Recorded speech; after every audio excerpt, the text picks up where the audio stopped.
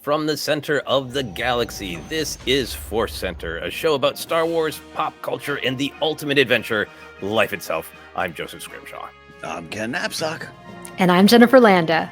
And this particular episode is one of our other center episodes. We are continuing to enjoy taking questions about whatever. We have a lot of questions left over from the strike era when we had put out questions for life. So we are continuing to grab those, but we're also going to be talking about our other Star Wars and life adventures that we had this week. First, we want to let you know, as always, that today's podcast is brought to you by Audible. Get a free audiobook download and a 30-day free trial at audibletrial.com/ForceCenter. Over 180,000 titles to choose from for your iPhone, Android, Kindle, or MP3 player. We are continuing to recommend The Path of Deceit. I should clarify, we're recommending that as a book, not a life choice. The Path of Deceit by Justina Ireland and Tessa Gratton. We've become an evil show that recommends lying to your loved ones. No, Path of Deceit by Justina Ireland and Tessa Gratton. The beginning of phase 2 of the High Republic, which is a whole phase ago now, but I read it recently and really enjoyed it. So if you'd like to check it out, you can download your free audiobook today by going to audibletrial.com/ForceCenter. One more time, that's audibletrial.com/ForceCenter for your free audio book. Ken, we also have an ask. We do have an ask, and we are showing our faces on YouTube as we lean into YouTube a little bit more going into 2024. We got some other cool things coming your way as we look towards this new phase. So to help that grow and make that even more possible, we're asking you to subscribe to the channel. We're looking for our next humble goal of 7,500. We're getting there. We appreciate those who have jumped on board with this phase. So maybe you can consider doing that by subscribing. Also hit that notification bell, leave a comment, like all those things, because we are, even if we want to fight against the algorithm, we're part of the algorithm game too. And it's just a reality situation, and it really helps. I want to thank all our ForceCenter listeners in Discord who heeded that call last week as well with the Ahsoka episode. So that's our goal. Can you subscribe? We ask humbly to consider. That's an ask. It has been very nice to see those little green numbers that are pluses and not those red minus numbers. Yes. The internet always reflecting your own emotions back to you. Like to see the green positive numbers, not the red negative numbers. Anyway, we're going to get into talking about life in Star Wars adventures. Jennifer, what were your life or Star Wars adventures this week? No Star Wars adventures, Squid Game adventures. So I have a routine every night is I play Animal Crossing, and that's usually what I do before I go to bed. Yeah. Oh gosh, I'm obsessed with it. I took over my daughter's island. It's all right. So my husband last week was like, I know you're playing Animal Crossing. You got Tom Nook duties to do, but he's like, why don't you watch Squid Game with me? I'm like, I do not want to watch the reality TV show based on this social commentary about, capitalism and whatever, right? I was like, no. So he's watching it and I'm still playing. And I'm like, this is actually really engaging. This is pretty interesting. I am all in now. I have caught up. I think I'm on episode 6, maybe 7. It is so good. They produced that show so well, but more than anything, it's about the people and the relationships. And I haven't watched reality TV in so long, let alone like a game show, right? And it still has that ominous feeling of you're seeing the money coming and the people leaving, and you're like, oh shoot, and the betrayal. But it's a really good show. I highly recommend it if you're not watching. I was skeptical. I didn't want to like it, but I do. Wow, that's powerful. I haven't heard anybody watched it because I was so upset by the fact that it existed. So to hear that it is actually delving into some amount of humanity is really great, because it felt like the most tone-deaf thing ever. I loved Squid Game, but it was brutal. Isn't it awful to be in this situation? Hey, everybody, let's do it. Let's do it. Yeah. And seeing people come together, forming these alliances and then stabbing each other in the back. But then you also have these heartfelt moments, and there's a mother and her son. Oh my gosh, it's really good. Is Tom Nook watching? Is that something you can make Tom watch? I put down my Switch. That's how you know it's a good show. I'm not watching it while playing my Switch. That's a great review metric. How many switches did you put down? This is a 5 switch down show. How about you, Ken? Any Star Wars or life adventures? I did, but this is fascinating. There's so many, I'm familiar with Animal Crossing from about 15 years ago, Jen, and that has a moral test of time travel, right? If you're going to take that time travel glitch that some people were doing back in '08, I remember that was a big Oh my moral gosh. discussion around Animal Crossing. If you can't try time travel, you get more bells.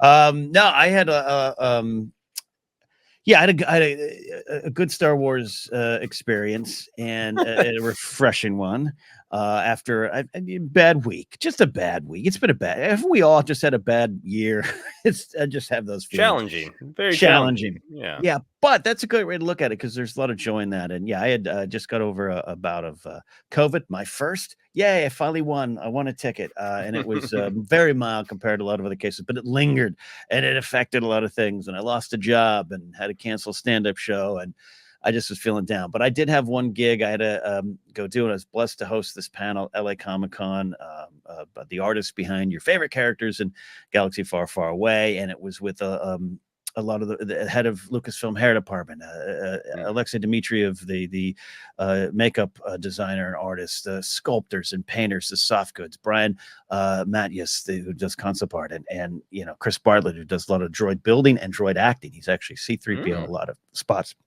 when Anthony Daniels isn't. And all that to say, it was a fun experience. As a moderator, you're just there to pull it out of them and stay out of the way. It was fun to see them not just talk about the experiences, but at least there's 7 people on the panel. At one point, all of them got emotional in describing something they were doing for the show or series. And it was weird. There were some limitations on what we could say, words and names we could not say. And so sometimes we were talking around things, but there was stuff in the Ahsoka series that even one of the sculptors started crying by recounting one of the characters he was designing, seeing things come to life. And it just spoke to the passion of the creators and why we do what we do when, even if a show doesn't hit or we have some questions or there's some challenging things, we always want to highlight the fact that those creating this series, those acting in these series, do so with a great passion and a desire to get it right, that sometimes social media just wants to trample on that idea, the very idea of that existing.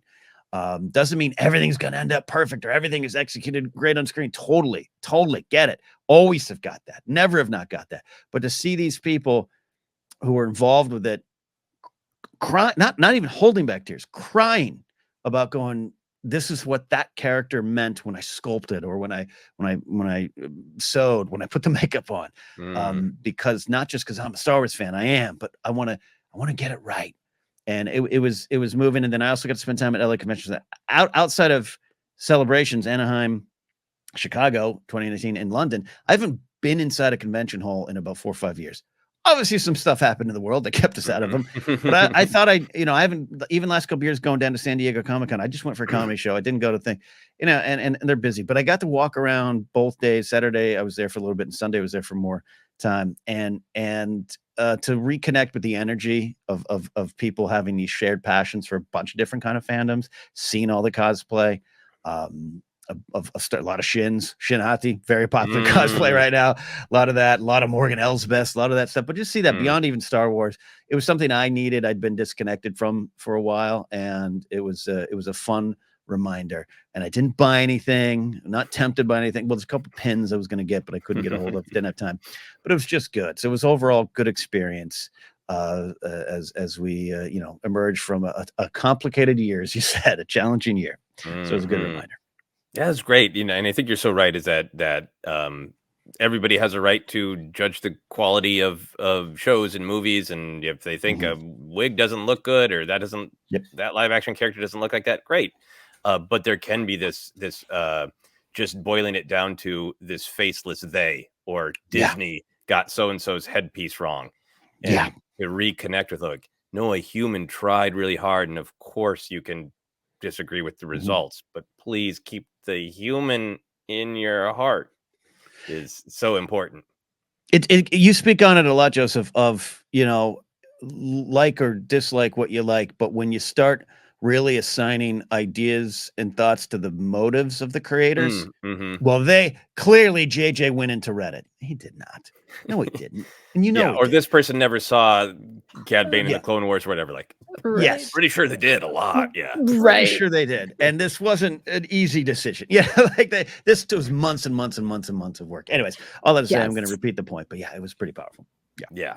What was the audience like? Were people excited to see that panel? Did it have good attendance? It was Sunday was lighter, but it was very well attended. And they were doing a tribute to Shauna Tripsick panel, and so a lot of the same people were on it, and it was cool. There was a lot of folks in the audience who worked with these people, all kind of these companies and people that work for or with Lucasfilm and design and stuff. So the vibe was solid. And like I said, there were some frustrating limitations of what we could talk about, or even names of people we could say or not say, but so that was that was bursting out of seams, but it was a lot of fun. And just the convention overall was a fun experience. I even got, all these years ago in these conventions, my dream was to get a street hot dog, and I finally did it, because it ended up being such a good panel. There were some complications getting to that, just the creative process of that panel, as I kind of hinted at. I walked out and I went, I'm doing it. And I had a street dog on the way back to my car, and it was beautiful. Bacon wrapped? Awesome. Bacon wrapped, onions. Yes. Oh yeah, did the whole thing. That's such a beautiful smell. For me, it's always that's the smell of leaving Hollywood Bowl. I was going to say Hollywood Boulevard after clubbing. That's back in the day. It's a different smell. It's a good segue to my life adventures. I was in Vegas this weekend for a film festival, and some people were trying to compare and contrast, like, the smell of Hollywood Boulevard to the smell of the Strip. Of, like, what's different or the same about this mass of humanity? Yeah. Interesting conversation. But yeah, the short film that I worked on this year, The Nightmare Adorable, was playing in Vegas at a festival called the Sin City Horror Fest. Festival was really well run, which is really nice, and it was well received and all that. And I was thrilled to go, because I made the short film, want to go to all these film festivals, but like in my heart, I'm like, I want to apply to places that I want to go to anyway. Like, apply anywhere, right? But this was the first one. Is like, it looked like a good festival, but I also wanted to go to Vegas and have a reason to do it. So it was really fun. It was all up in the Fremont Street Experience, the old Vegas area. I stayed in an older, smaller place called El Cortez. That was really fun. Oh yeah. Oh wow. Okay. You've been to El Cortez? No, I've always wanted to stay there. Well, I want some notes off camera. Oh yeah, no, it was really good and really smoky. It's wow, I forget. And in those smaller casinos, you really feel that. I felt like I time traveled. I felt like I walked into 1997 with the smoke. So that was all fun. It's a little. My wife couldn't make it to the film festival because she had to work this weekend. I hung out with people and met some filmmakers. I put on my big boy pants and introduced myself to strangers and met some people, and that was great. But then for my I'm going to run around Vegas. It's just this alone. It's weird to be in Vegas alone. There was a neon sign for an old motel called the Lone Palm Motel. And it's like, that's me this weekend, man. I'm a lone palm. I'm a lone palm. And I don't mean that as any sort of obvious joke. Anyway, the Star Wars adventures that found me then, it's just like, I was doing my horror film. I was, going to Rat Pack Sinatra spots and in kind of like enjoying all these other different aspects of what I enjoy in life. And then Star Wars found me like a block from the theater. There was a great toy store called Rogue Toys. And they had the wall of figures, vintage figures too. So it looked like back in the day. I have been resisting buying him on the internet because I wanted to find him in the wild. I found a Hunter from the Bad Batch in the wild. So great. Brought him up to the counter, and the guy working there was like, we got the big one too. We got him in 6 inches. Like, nope. So I'm walking out of the store just happy as can be because I found a toy in the wild, which is my dream. And they had a big weird giraffe, like taller than me, stuffed animal that was, I think it was kind of supposed to be Jeffrey from Toys R Us. But just this massive giraffe. And I turned around and was like, I don't be weird, but is it okay if I take a picture with your giraffe? And he's like, yeah, that's great. And I think it wasn't I don't think it was a connected thought. I think it just flowed together. But I was like, hey, can I take a picture with your giraffe? And he's like, yeah, sure. And then he's like, Siri, play Ozzy Osbourne. I think he just wanted to listen to Ozzy Osbourne in that moment, but it was like he was putting on a soundtrack for my giraffe picture. That's amazing. Yeah, it was a lot of fun. Gosh. Yeah, all aboard. Yeah, that's pretty great. much that as I snapped the picture. And then just very quickly, because we got some cues to get to. In the hotel room, I was flipping through channels in that the TNT Star Wars marathon was happening. That's right. Yeah. Ken, I know you do this all the time. I kind of watch a little Star Wars in the background. I don't normally do that. I haven't done that for years. It was so great. I got to my hotel at like 2:30 a.m. and it was the conclusion of Phantom Menace right into Rogue One. It was just fun to see him that way. It's just fun to see them. Yeah. Yeah. I had I was Sunday morning, was doing some last second preparation for the panel. I was watching some football, but before the game started, I was like, oh, Empire Strikes Back is on. Oh yeah. And I watched like 10 minutes of it's that Star Wars in the wild, figures or the movies or shows. It's great. I was almost late leaving my hotel because I was watching Empire in the morning on Sunday. Anyway, those are some life and Star Wars adventures. We are now going to head into our cues. Our first one comes to us from Chris King. Chris says, hello, Joseph, Ken, and Jennifer. I'm curious about coming of age stories. I'm a high school English teacher who is often tasked with teaching 9th and 10th graders coming of age literature. Sure, it can be said that a galaxy somewhere far away with a young farm boy on a sand planet is a pretty good coming of age story. But what about your favorite novels or plays or video games that convey the same message? Personally, I'm a big fan of Tom Perrotta's Bad Haircut and Stephen Chbosky's The Perks of Being a Wallflower.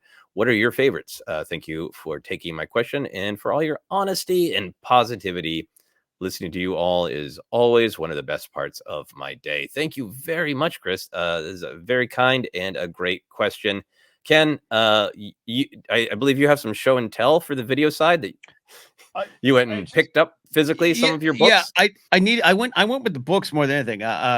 Plays of video games are there as well. I mean, my love of Red Dead Redemption is well documented. I wouldn't call that a coming of age story, but a coming of death story, which is also kind of a certain growth that I might go through as well.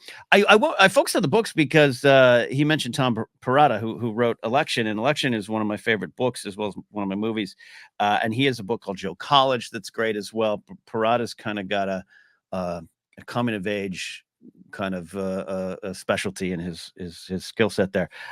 Just running through various ones. There's a book when I was turning 30. Well, I think you were around me when I was turning 40 and was going through that crisis, which ended up being not much of a crisis, but 30 was, 30 is a big number. And there was a book by Jonathan Tropper called Plan B. And the subtitle is Plan B, a novel. 30 shit is the name of it. And turning 30 was never supposed to be like this. It helped me. It helped get through. And it's a little pop culture heavy too. And it's not discussed. I don't know if it got optioned. A lot of books in my selection here got optioned, and that's how a lot of people know the books. Included, I didn't read Election until I saw the movie. But Jonathan Tropper, Plan B is good. I include Shop Girl by Steve Martin, the novella. Love the movie as well.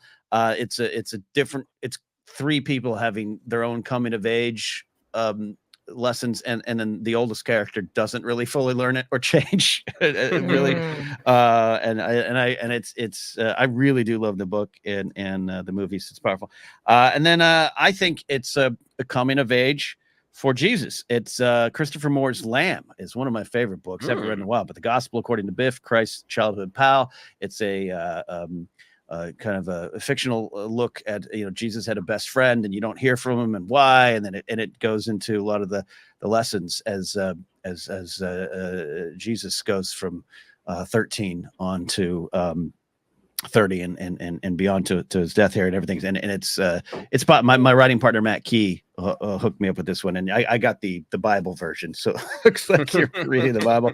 And finally, I'm a big Nick Hornby fan. And sometimes there's discussions around stuff, including High Fidelity. And I especially as time goes on, totally get that. I think High Fidelity, I've written about High Fidelity before in my old music journalist days. Sometimes, much like when we discussed Darth Vader, the lessons you're supposed to get elevated as you get celebrated when they're supposed to be learned. And there's a lot in the book High Fidelity that is yeah, this isn't a good behavior. It's a fun behavior. It's a common behavior. It's a music fan behavior, but there's things to move past it. And that's part of the big lessons of the character, both Rob Fleming in the book and Rob Gordon in the movie. So High Fidelity remains my favorite. And then About a Boy, both the movie and the book, but the book versions, the Hugh Grant led movie, Nicholas Holt's wonderful. The book is almost entirely different in that it is also a story about the death of Kurt Cobain and what that does. So I highly recommend that version if people haven't read it. End of Book Center for me. So Ken, I got to ask you. You had a lot of picks. You had them readily available on your shelf.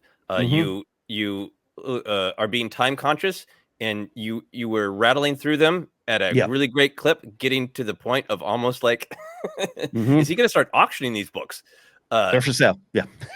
You have a lot. You speak about them passionately. They're easily accessible. Why do you think you're drawn to the coming of age story? And also specifically, a lot of the coming of age is not, I think, what some of us think of coming of age as young adult books, as teen or preteen into adulthood. You're talking about 25 to 30 kind of coming of age, accepting and acknowledging actual adulthood.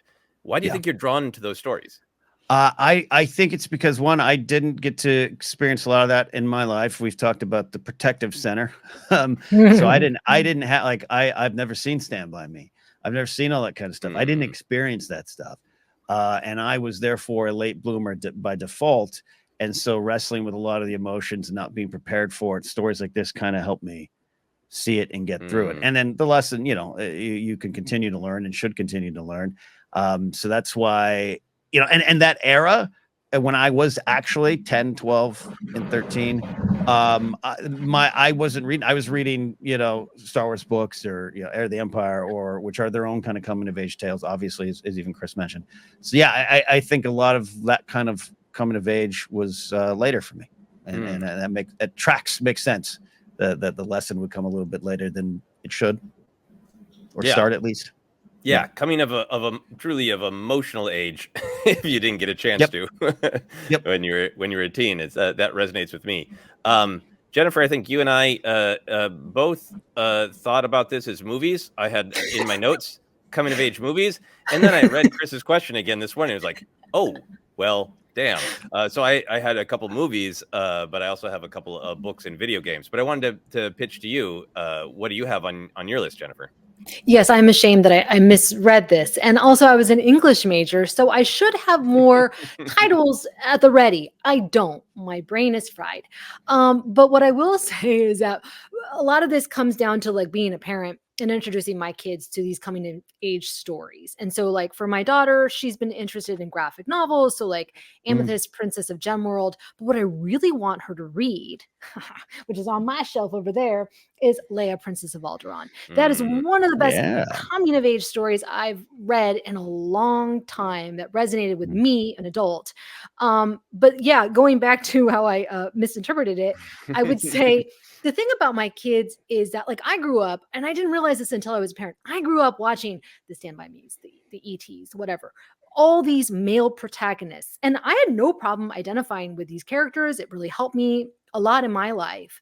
But with my kids, because there is so many more female protagonists, they want to see that more often.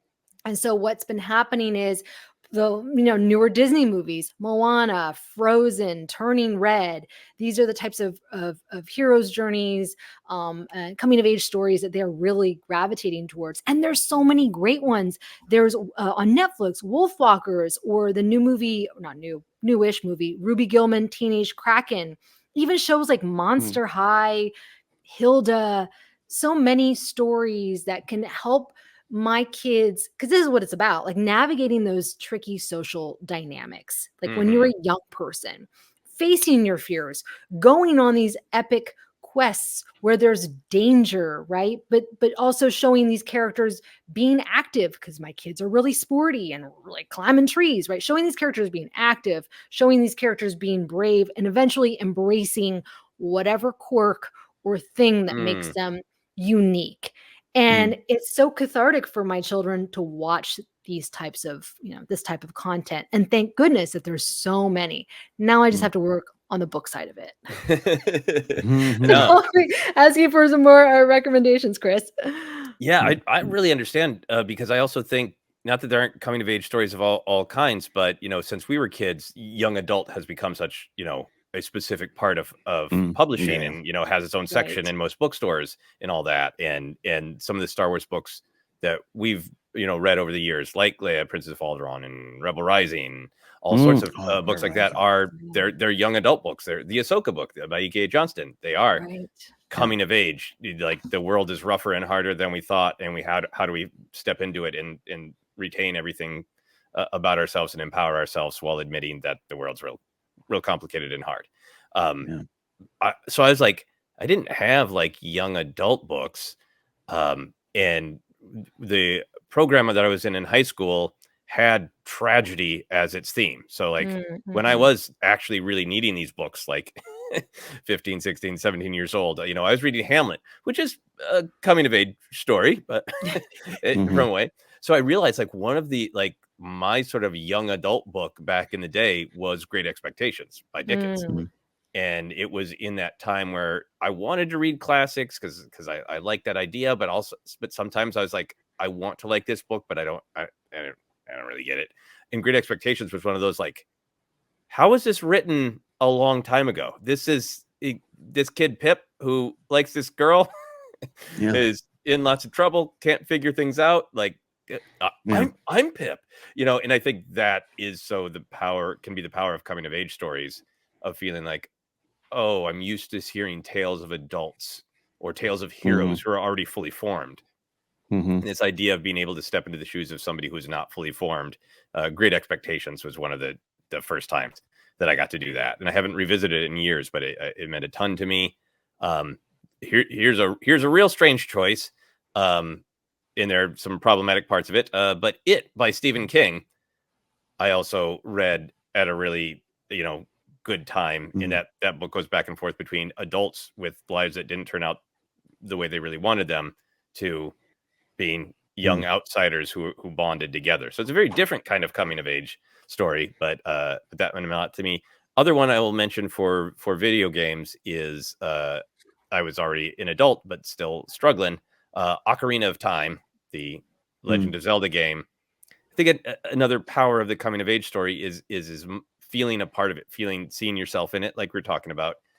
Ocarina of Time is literally that, of you put it's the character's Link, but you put in your name, and I put in my initials, JAS, so it was Jazz, and it had a little text box, and when you start out, it's telling you like, you need to do this, Jazz, and like you start out literally powerless, of like, I have almost no weapons, I have a crappy little wooden sword, and then pretty soon they're like, Jazz, it's time to be the hero of time. Can you save everyone? And it really puts you in the shoes of like, I don't feel ready. I'm not equipped. But in order to become equipped, I have to go into this dungeon and become more equipped to be the person I need to be. Ocarina of Time is a great coming of age story. And I think a lot of video games are, because it literally puts you in the shoes of someone who must grow up and become equipped, literally and emotionally. That's great. That's great. Off topic, I'm a big fan of the 1998 film version of Great Expectations. It's sometimes maligned, and I'm even looking at a critic Rotten Tomato score, all that kind of BS. It's lowly rated. That movie hit me at the right time. It's a modern rock and roll adaptation of it. Alfonso Cuarón directed it. I've always loved it. I don't know if you ever saw that. I've never seen it. I got to watch that, because in reread Great Expectations, it's a powerful story. I think it holds up. Two movies that I thought of. Rick Famuyiwa, who Star Wars fans know from his work. His film Dope is amazing. Because it is, it's very naughty. There are bad words and there's sexy stuff, and all that. But it is absolutely a coming of age story. It is good, bad, or otherwise. These are the challenges of the world, and you have to face them. Can you step up and face them?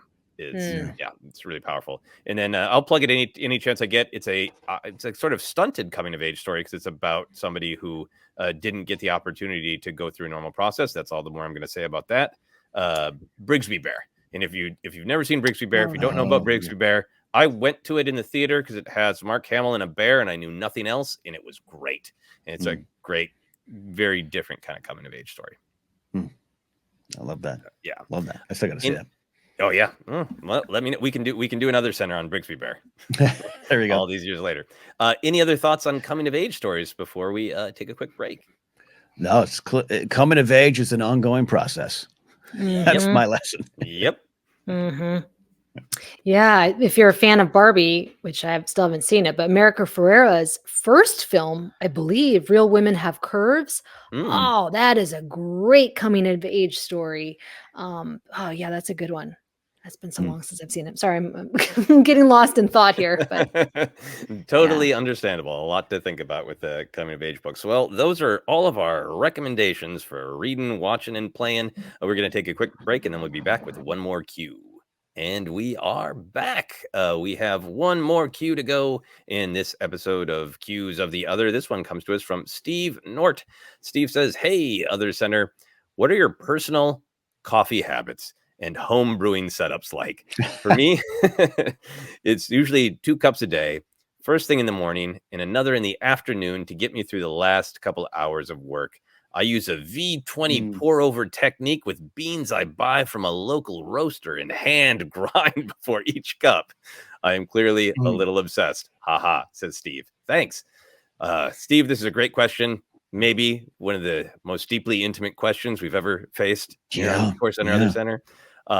But before we get into our actual coffee rituals, process, grinding techniques today, I'm curious about the beginning of your journeys with coffee. Ken, when did you start on coffee and how? Late. Hey, that's just a theme for my life. Late bloomer in a lot of things, and coffee was one of them. My parents, I think my mom eventually became a coffee drinker, or I knew her to be. Like I don't remember her. Definitely not my dad. I don't think my dad has ever had a cup of coffee. He just doesn't. Maybe that's wrong. I don't know. I've never heard him mention the word coffee. So I wasn't raised with it, with a lot of things in my life. And eventually what happened is I was the security director of the farmer's market, and there was the coffee corner is a coffee restaurant there, and there's a Starbucks and Coffee Bean, and there's Bob's Donuts with coffee corner, and it was right outside my office. And a lot of things in life, there's a cute girl that worked there, and I figured I'll try this coffee thing that everyone's, what's a latte? I don't know. Eventually we dated for like 4 years. So the coffee habit stuck. But from there, it's been a regular part of my life. And then what Steve mentions, I'm laughing because like, I only have 1 cup a day. We'll get into the process. But like when I went to the other mall, and there's several coffee shops inside the mall, I was the security director there. Like I was like a 3 or 4 cup thing because there was nothing else to do on some days. Morning, lunch, afternoon coffee, because it was like you'd text your coworker in the office, you want to get coffee, and that's on a boring day. You were blessed to have a boring day. That's what we did. So on your approach to try coffee in order to chat to an attractive human, how did you approach that? Did you approach it with the meet cute, I've never had coffee before at all, or did you try to pretend to be an old pro? Oh no, yeah, I'm not saying I'm good at meet cutes, but my coworker, the operations manager, Rhonda, really important person in my life, especially in that period. Kind of an older sister when I needed one, and she was a coffee drinker, so I kind of did that. Like, yeah, I'm gonna saunter up to the coffee bar and get what you're having. Until I could get understand Steve's speaking to coffee culture. I'm not definitely not a part of that, though I enjoy it. But I you fake it till you make it. I'll have what Rhonda's having is a great pickup line. But really unaffected, like what what she's having. Right. Oh my god. I'm too cool to talk about lattes, but whatever. What was Rhonda having? Was it a straightforward coffee drink, or was no, double upside down fracca mocha? It was one of that. And eventually, if I go back there to this day, and the owner was my former girlfriend's mom, and her aunt works there still. I walk up and I go, I'll have my coffee, and it's like a double mocha caramel drip on the top. It's a 2,000 calorie drink. Okay. That became my regular, and now I'm wondering why I had weight problems during that era. How about you, Jennifer? What was your journey with coffee? Did you start early? I was first introduced to it. My parents never drank it, but my uncle did. And so during the holidays, he would come over and stay at our house. And so I would smell coffee in the morning because he was also an early riser, unlike my parents. And so I had a very positive association with it. And then my first job, I think I've talked about before, was working at a coffee shop at the mall. And so that was where I got into, mocha frappuccinos and all that stuff, right? It was all the sugary stuff, but it really taught me about like the importance of grinding your own beans and the types of beans and blah, blah, blah, blah, different roasts. And then it's become a ritual. Like when I worked at Disneyland, there was nothing like it. I would go before, was it before? Well, no, yeah, maybe a little bit before the park opened. I'd go to Main Street and I'd go to the Carnation, yeah. and I would get like a latte or something like that, right? Oh my gosh, it was nothing like it. And the sound of the music, especially during the holidays, it's just beautiful. Disneyland's incredible.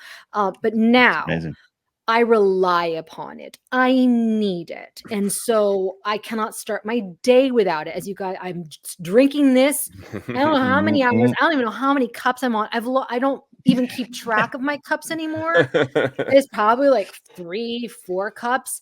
I don't talk to anyone in the morning until I have my coffee. And even then, it needs to be halfway consumed before I'm like civil. It needs to be ready first thing. So I used to do like what you're talking about, Steve. I would kind of, I'd grind it and I'd do the drip over coffee. No. Don't have the time for that. We do a self timer the night before. It is ready. Oh, yeah. That's it great. is ready at 6:30, just in case I wake up a little bit early. 6:30, and I can smell it. And it's like I travel downstairs, I waft downstairs, and then I get my cup. Immediately. That's amazing. I could go on and on. I love. That's great. Well, yeah, no. We will have some follow-up questions. yeah. About the preset up. That sounds beautifully indulgent. For me, because it explains my lack of finesse in my process. My father, the old man, has a mania for hard black coffee. It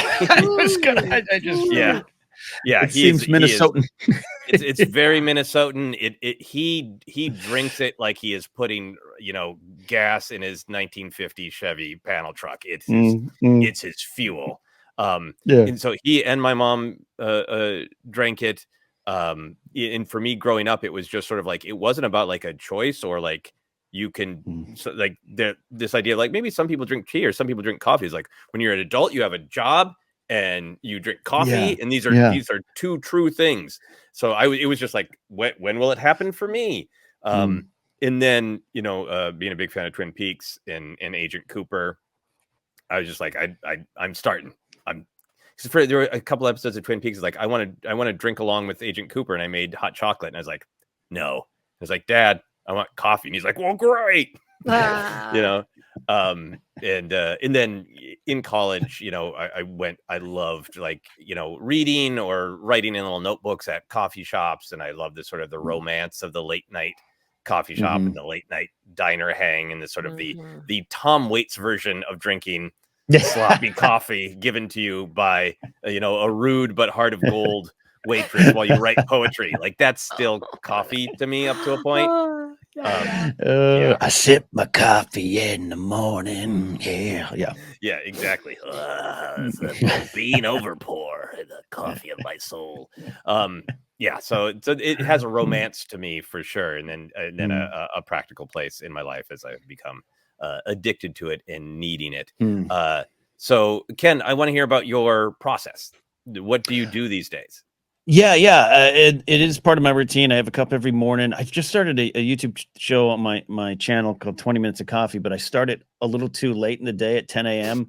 So I have to wait for my coffee on those days. It's a weird, I should have branded different, but it's usually the first thing I do. And yeah, Steve, I respect what you're saying. I think if Grace had her druthers, that's how we'd have our coffee every morning if we weren't going to a local shop. There's a lot of great local shops and where we are in Burbank. Because we have to. You physically leave the house every day? No. Okay. No. About once a day. But it used to be part like going to I met Grace working at Collider, and like that was part of the morning routine. Was you get there, if you got there early enough, we could walk up to Panera and get coffee every day. a little alone time for us. Or there's the shops on the way into the studios. And I like kind of like what you're saying, Jen. It's just that early morning, the day's about to start. No music from Disney playing unless it's in my head. So we have a coffee machine. The timer thing is great, but I hate grinding beans. And I understand it's technically the better way. I get angry if I accidentally buy the bean version. I don't ain't nobody got time for that. I don't got time to grind down. I want it to be ready to go. Scoop. I'm pretty good at making coffee, but a couple years ago we were gifted with Nespresso, which is the emphasis is on recycling there, and not just, it's not like the cups get just tossed into the wilderness. You mail them back, all this thing. It's too damn easy to change. It is just wonderful flavors. Press a button, 20 seconds, you got a coffee and it's ready to go. And that's my routine now. I'm half asleep when I'm slamming the Nespresso in there and closing the thing and pressing brew. Just pressing brew, slamming, hit the button. And brew. Yeah, slamming and cheat. I said, I Steve, you're probably offended. You're the better man than I am. Steve's not done being offended, I don't think, because he's clearly an expert and not myself. Now, are you just morning these days, Ken, or do you drink coffee throughout the day? I have a lot of caffeine burst during the day. I used to be an energy drinker until a old coworker of mine died at 35 of a heart attack, and his steady diet was cigarettes and Red Bulls, like that, and Monsters. That made me change, and I've stopped all that now. But there's a V8 energy drink I get that's more on the quote unquote natural side. I'm sure it's not even great, but it's those little bursts of caffeine. I do need them during the day, but it's so weird because like at 4:00 I'd go to the mall coffee shop. It didn't seem weird to me. Now a coffee past 1:00, I'm like, you have sinned in the eyes of the Lord. What are you doing? Yeah, that's abnormal. Yeah, no, I'm the same way of like, I used to go to like, oh, it's time to meet a friend at 6 p.m. at a coffee shop to talk about life, and I will have 4 cups that are like, they're like literally they serve soup in these cups, the same cups, and I'll have 4 soup-sized cups of coffee, and I'm used to like, well, it's normal just to be rattling, right? You don't need to put a quarter in the bed. I had enough coffee that I'm shaking the entire bed by myself, and then I got to that point of just like, I can't live like this anymore. So there's sometimes in the afternoon like, oh, I'd really like a cup of coffee, but I'm now getting to the point of like, I will be bouncing off the walls. So I try to keep it to a nice morning ritual. But it sounds like for you, Jennifer, you're a coffee throughout the day person? No, I have to stop because otherwise I'll stay up until 2:00 like I did last night. Why? Because my coffee cup was sitting there. I'm like, oh, I'll just finish the rest of what I had. And that was like at 5:00. Never again. Yeah. Boy, I think I need to see my cardiologist after you told me that story again. Oh my gosh. I don't drink Red Bulls, but like I do drink a lot of coffee. When I say that guy, rest in peace, my old buddy, I do mean cigarettes and Red Bulls. There wasn't much else that he put into his body. Yeah. Wow. That'll do it. I understand. So Jennifer, you've got the machine. Are there you grind the beans? Where do you get the beans? Are you picky about it? Are you a connoisseur? I used to be picky. When I first started drinking regular coffee, I would get like the flavored beans, like the vanilla flavored or even caramel flavored. No, not anymore. So now we just buy them from Costco. They have a great selection. Although I can tell when my husband has changed something up and I'm like, what is this roast? This does not taste right. It's too bitter. It's too sour. And I use a Silk non-dairy creamer. And I put a lot of it in there. So it's like probably half cream, half coffee, which is not great. And I can tell, once again, my husband will sometimes be nice and bring me some coffee and he puts like a splash and I just drink it like, thank you so much. So that's why you can drink more, is because you are spacing it out of the day with cream. Yeah. I'm with you. Oh my gosh. Yes. It's really bad. No, that's great. Good. I have finally become like my old man. Is like, I want it black, or like Cooper says, black is moon on a moonless night. Black is a moonless night. I know that I get like I remember time working towards the end of the Collider run on Jedi Council when I went to get some coffee and I turned to Emma Fife. I was like, "What? You want some coffee?" She was like, "You're great." I go, "What do you want?" And she's like, "Oh, absolutely nothing." I was like, "I don't understand what that means." Well, what? Like sugar? No, just black. I'm like, what? What? No. Wow, No. good for her. All Yeah. right. I really like it that way. Yeah. Yeah. So we have Mm. a coffee maker, a nice coffee maker that a friend gave us as a wedding gift. I made jokes about the coffee maker in a stand-up routine, and the coffee maker's name was Devin, so we call it Devin. But sadly, Devin passed away a couple of years ago. We haven't even got rid of him. He's still on our counter, but He's just there. No. he's just stopped working. And New Pixar my movie. yeah. Yeah. And my wife and I have gone back over the years of tea, but she's solidly for the last couple of years been like, I want tea. So we have a hot water maker. So we make hot water in the morning, and she makes our tea, and she devised this again. Apologies, Steve. This is we are not at your level. I have a travel mug, and she got a little pour over thing, and we have filters, and then I buy Dunkin' Donuts brand coffee because it's just at home diner coffee. It's so the good. coffee you get in a diner, and it's what I like the taste of. I'm not saying it's good. This is like me with my Tombstone frozen pizzas. I am not advocating that they're good and other people should eat them.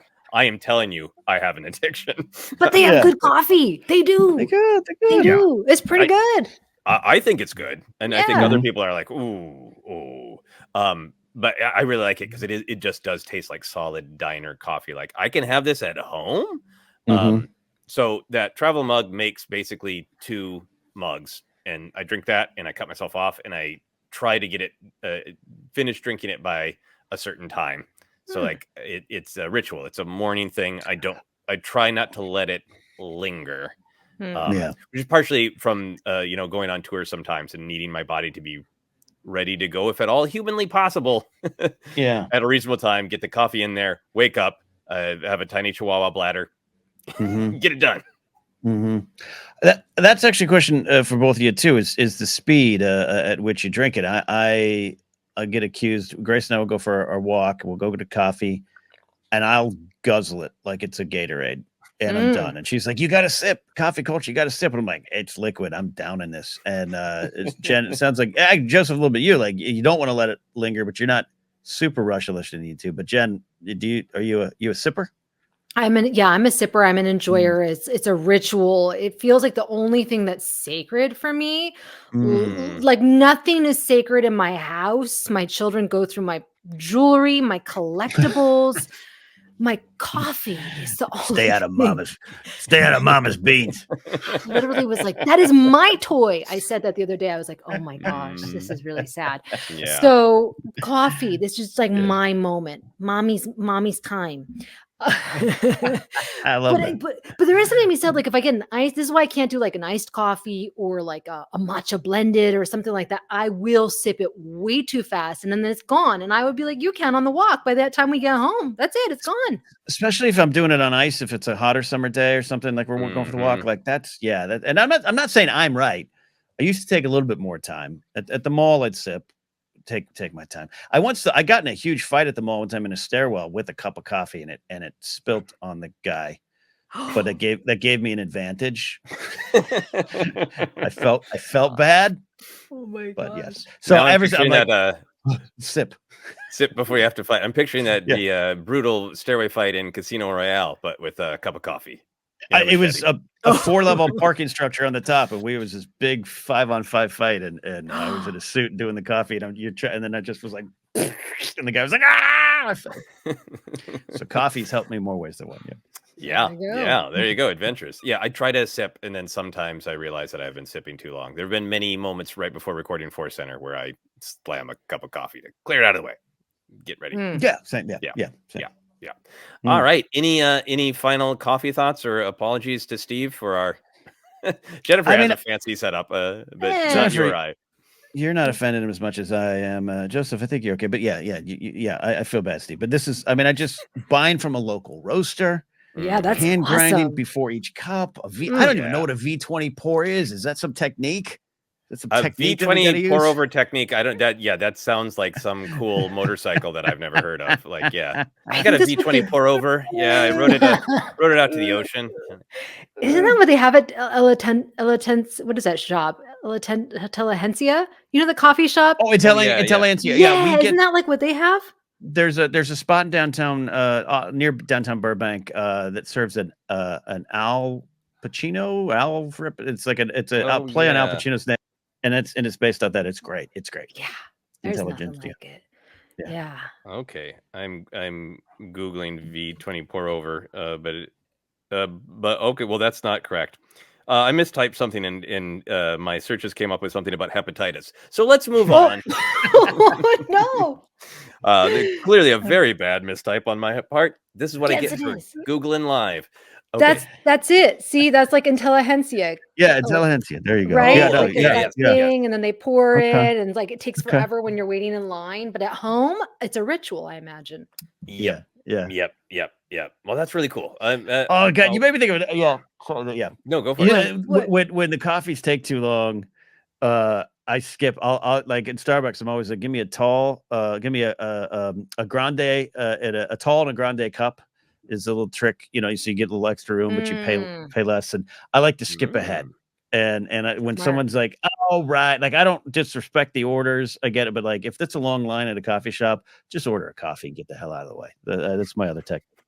We are one and the same, Ken. I do the same thing. I love a latte with almond milk, but if that line is long, I'm like just coffee. That's it, black coffee. It is one of I think the things where I'm the worst at being a grump about changing times. I've been at like hotels for conventions that like have fancy places that don't just have a coffee, and it brings out the worst. Like, why'd the world have to change? Just give me a cup. Do you have hot coffee in a cup? Like that's what I don't want. Any of the latte, any of that. I want a coffee in a cup. It's that I gotta watch myself. I'm the worst grump about that. It's that is I don't that's like Dennis Leary has an old rant about that. That's amazing. It's an old. That's I get you on that. I feel you on that. Even the rant is old. Yeah. Any final coffee thoughts? Yes, I do. I have one. I just remembered something. So when I went to Spain years ago, I was really excited because I'm like, oh, we're just gonna get a coffee. They have really good coffee. We'll get it to go. They do not do to go. At least in Madrid, I was like, para llevar, and they're like, what? No, like I had to sit there and sip my coffee, and I was like, oh my gosh, I have so many things to do. It's such an American thing to take your coffee to go, right? And it's like there's some comfort in that. Yeah. And I just was like, shoot. There was go ahead. Go ahead. There was some of that in Paris, and luckily I just leaned on Grace and her love of French culture. And she, even though it was her first time in Paris, she was ready. And she literally was like, you're going to shut up, you dumb American, and I'm going to take care of this. I'll tell you how it's done here. And I just was like, okay, because it isn't, you don't just go to the shop and get a styrofoam cup with a lid and go. Yeah. Go run to a crime scene like they do on all the procedural shows with their cups of coffee. Jennifer, you were getting excited about something else. You guys, I have no too much. So one last thing I'm going to share is that, okay, so morning drop off, you see other parents, right? And everyone's very harried and trying to get there. There's just one dad, God bless him. He wears this like knit beanie every day. Like it kind of looks like, no offense to him, wears Waldo. He has like these big glasses. And he walks his kid to school with a ceramic coffee cup. Oh, wow. And it's such a bold move. And I've seen him, he gets in his car. I was like, how does he do this? There's an air of confidence and relaxation that he brings by walking his kid to school. The coffee cup must go in the cup holder in the car. I just have so many questions. But it's a boss move to just go there with your ceramic cup, walking. One of my longtime friends worked with in security, but now we own a fantasy baseball team together. Known each other 25 years. Crazy thing.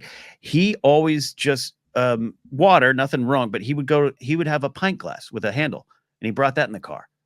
And I was always like, no lid, nothing. He's like, no, got it. That's so funny. I've never heard that. Okay, I have one more question. Who knew that coffee is where we all be like, oh, I can't let this go. And this is going to inspire a lot of comments from people telling me I'm wrong about things. It's great. Hey, I think Dunkin' Donuts pour over is maybe going to get some reaction as well. I'm curious about mug choice, because for me, the morning coffee is a ritual, and part of it is the mug. And I get obsessive, and I have I have mugs sometimes, like this is my coffee mug period for 3 or 4 months. I wash it and everything, but it's the same mug. And then sometimes like, oh, wow, I'm too attached to this mug. It's lasted 2 years. I need to switch it out so I can use other mugs. Right now it's a Hollywood Bowl mug with this like great Art Deco design on it, little flat diner kind of mug, but I need to rotate in some other mugs. Ken, do you grab one of the many mugs, or do you have the coffee mug for the ritual in the morning? I have the coffee mug, and Grace and I collectively, like a lot of folks, probably have 50 coffee mugs. She needs to use a bunch, and maybe 6 a day. Sometimes it seems like with all her coffee. I have one. It's a larger size Cloud City one. I don't even remember when I got it. Might have been a gift or something like that. Maybe one of you got it for me. I don't know. And it's like mostly black, but has like a big picture of Cloud City on it. And it's just the right size, because the other ones, like I have a Team Zoc Ken merch cup I use for my 20% coffee show. It's too small. And so when the Nespresso, it's up here, you can't do that. So I have one, and at Screen Junkies, this is not my normal habits, but I had one, and I wouldn't necessarily wash it. I'd wash it out, and I just kept using it. So like one of my coworkers was like, I can't be around you anymore. This is stop. You got to take that home. But it was like you said, Joseph, it's like, it's part of the routine. It just feels like an extension of my hand. It's your buddy. It's your morning buddy. Yeah, I got to rotate out, but Hollywood Bowl buddy. Jennifer, we can see on video that you're rocking an Endor mug. Is that your go-to mug, or do you switch out? This is a plug for the Shop Disney. These are the only mugs that I like. I'm very particular about the size and also the rim and how I don't like it when it's too thin or too big. And so it just has to be just right. And this is it. I've had to buy, I think, about 4 of them. I might buy some more. I have a Disneyland one. I don't remember what else I have. Maybe Navarro. I can't remember. No, I think I have a pre-prepared one. Anyways, this is all I use. That's it. Yep. I did that. The rim thickness is a real issue. You get those 2 fat ones, and it slides into your mouth as opposed to you actively slipping it. Yeah. Powerful. That's great. Powerful. That's great. All right. I think we will be back to talk more coffee questions. Clearly, this is great. This is one of the reasons we do Other Center, is to really have fun discovering even more about one another and our listeners. That is it. Those are our questions. Thank you, Steve. And again, we hope that we didn't shock you too much with our systems. And thank you, Chris, for the great coming of age story. Ken, you want to let people know where they can find us? I do. We're the ForceCenter podcast, and we are on we're on Twitter, we're on Threads, we're on Hive Social as well. But also, when I say podcast, we're on YouTube, as you can see if you're watching. We appreciate you swinging on over there. Our Facebook page is ForceCenter Podcast. You subscribe to us on YouTube if you want. We're on Instagram as well. Podcast, if you're a podcast listener, is on Apple Podcasts, Google Podcasts, TuneIn, and more. Just search, you'll find us. Merch is available at tpublic.com/user/ForceCenter. And I think you can order ForceCenter coffee mugs there. So go ahead and get it. Patreon.com/ForceCenter is where you can support us directly. You can follow me at Ken Napzok. Go to my website, kennapzok.com, for more information. I will be up in Seattle doing 2 shows at a new wonderful club called Capitol Hill Comedy /Bar. Mark Ellis headlining, Lisa Wallen and myself featuring for Mark. Going to be 2 days of holiday, not themed, but holiday feeling comedy. It's going to be cold up there in Seattle. Ticket information on my website. Jennifer. You're going to get some good coffee in Seattle. Oh, I have been to the original Starbucks. Too long of a line, but I've been there. Oh, that's so cool. Someday. You can find me on TikTok at Jennifer Landa 1138, Instagram and YouTube at Jennifer Landa. Excellent. And you can find me on all the social media at Joseph Scrimshaw. In particular, I'm enjoying Blue Sky. If you got an invite code, give it a try. If you'd like to check out my holiday comedy album, A Very Holiday Thing, that is on my website on a link to Bandcamp. You can also just go to Bandcamp and search Joseph Scrimshaw. Any buying of albums will help my production company make more short films. So that would be greatly appreciated if you're interested. But for now, that is it. We have some cues.